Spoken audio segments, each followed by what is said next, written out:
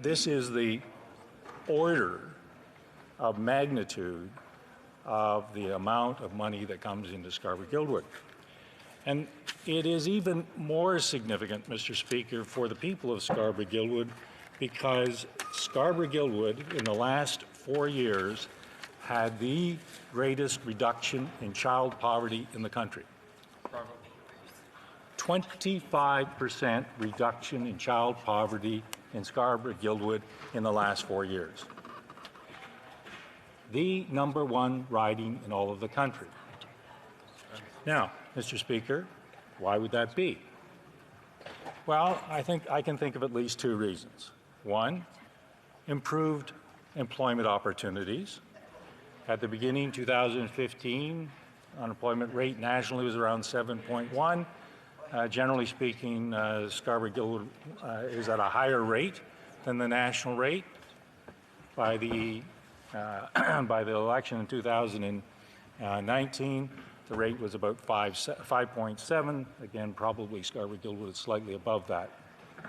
So increased benefits, increased employment opportunities would account for some significant element of that reduction, that 25% reduction in child poverty. But the second thing has to be the Canada Child Benefit. Because the Canada Child Benefit, in my judgment, acts as, if you will, a guaranteed minimum income for families. And I think it's an initiative that, as I say, I think will turn out to be an historic initiative, but it will also turn out to be, if you will, a test case as to whether this is the best way to alleviate poverty and reduce the growing inequality between people who do very well in our society and those who struggle. So those are the 2 reasons I think that Scarborough-Guildwood had such a significant reduction in child poverty. So you have to ask yourself, well, why, Mr. Speaker, would that have such an economic impact on the people of Scarborough-Guildwood? And the most obvious and intuitive reason is that people in lower income quintiles actually spend their money on necessities. And so it is intuitive, and it does seem to make sense. But I'm very grateful to the people at the Economic Center for Economic Analysis, who put together a paper called The Economic Contribution of the Canada Child Benefit, a Basic Income Guarantee for Canadian Families with Children. And they started to put data, flesh, to that intuition. The intuition being that poor people will spend money on food, they'll spend it on shelter, they'll spend it on core necessities. And indeed, that's exactly what the data does show. The #1 expenditure on the people who receive Canada Child Benefit is increases to their shelter. The second, counterintuitive, Mr. Speaker, is on tax, and I'll come back on that shortly. The third is transportation. The fourth is food. And the fifth is household operations. So 4 out of the 5 elements, Mr. Speaker, fall within one sense of intuition, which is lower income folks will spend their money on things that they actually need. And that seems to be borne out by the data. The other interesting component of the data is, as you know, Mr. Speaker, the benefit decreases as the income increases, and in the upper echelons of the quintiles that have higher incomes, the money starts to get diverted to other things such as savings and investments and various other things, all of which are easily to be argued are good things. However, Mr. Speaker, there is an argument also to be said that that is somewhat dead money. So the lower income quintiles spend the money on food and shelter. That money goes directly and immediately into the economy. The upper quintiles spend some on things like investments, et cetera, and that is money that is set aside properly, I think, but nevertheless is money that is not spent immediately and therefore has no significant immediate economic impact. So the interesting argument here, Mr. Speaker, is if the federal government is the steward of taxpayer dollars, what is the best use, what's the highest and best use of taxpayer dollars in order to be able to stimulate the economy? And what the data starts to show on the Canada Child Benefit is that it is benefit money directly into the hands of Canadians, whether it's elderly benefits or whether it's unemployment benefits or whether it's child benefits, that is the money that gives the greatest stimulus, as opposed to tax cuts. So the data really starts to kind of jump out at you. But I want to deal with one thing before we get to further discussion about the benefits or the stimulative effect of a benefit as opposed to the stimulative benefit of a tax cut. And that is $24 billion is a lot of money. $24 billion is actually greater than our national defense budget. $24 billion is actually greater than almost all other departments. And, Mr. Speaker, it's reasonable to say, well, what does $24 billion actually cost you? Well, as it turns out, $24 billion doesn't cost $24 billion because of the $24 billion, $13 billion comes back in taxes. So for the federal government's $24 billion, 13 comes back in taxes to both the provinces and the federal government.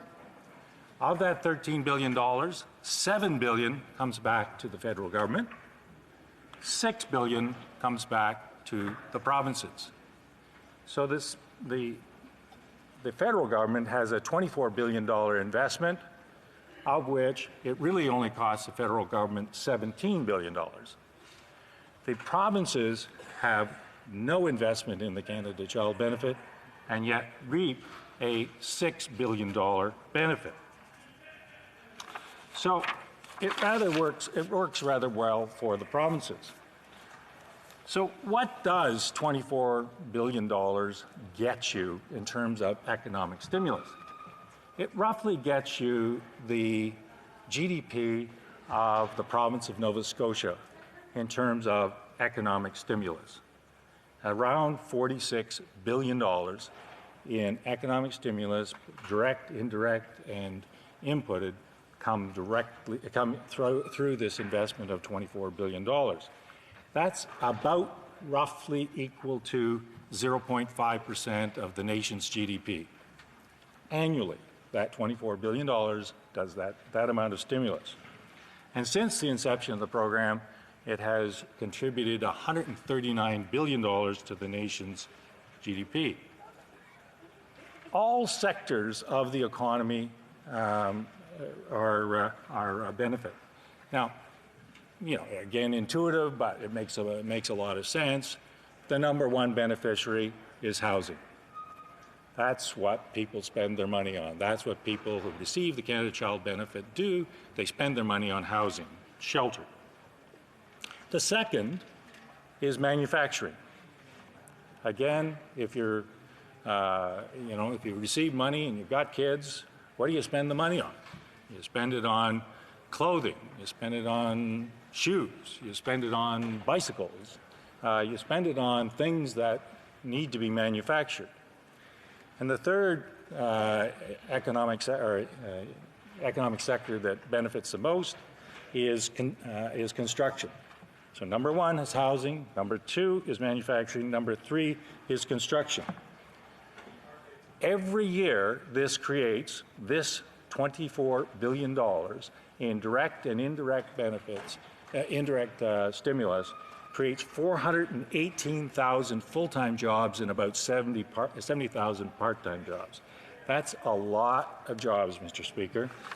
1.4 million jobs since its inception. Now, Mr. Speaker, those are merely the benefits and the stimulus that can be measured. There are, of course, a great number of benefits to the Canada Child Benefit that can't be measured, that don't fit nicely within the economist's metric. And, you know, again, it's intuitive, Mr. Speaker. If a child is going to school with properly clothed, with a full stomach, the greater likelihood is that that child will learn a lot better.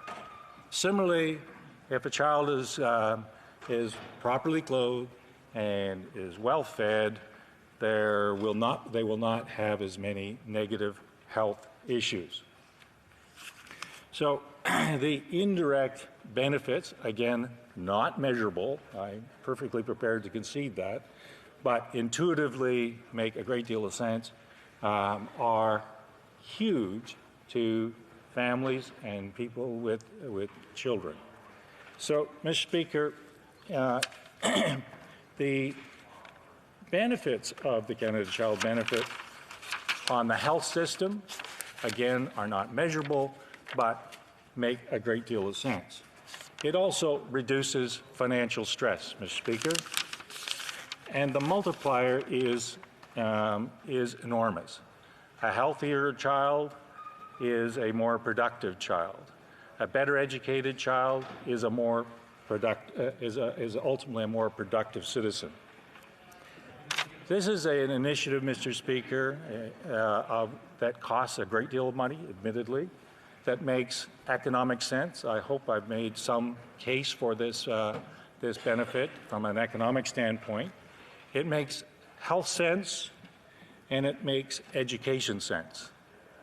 And in my judgment, Mr. Speaker, I think that there is an argument to be made that this is the highest and best use of taxpayers' dollars.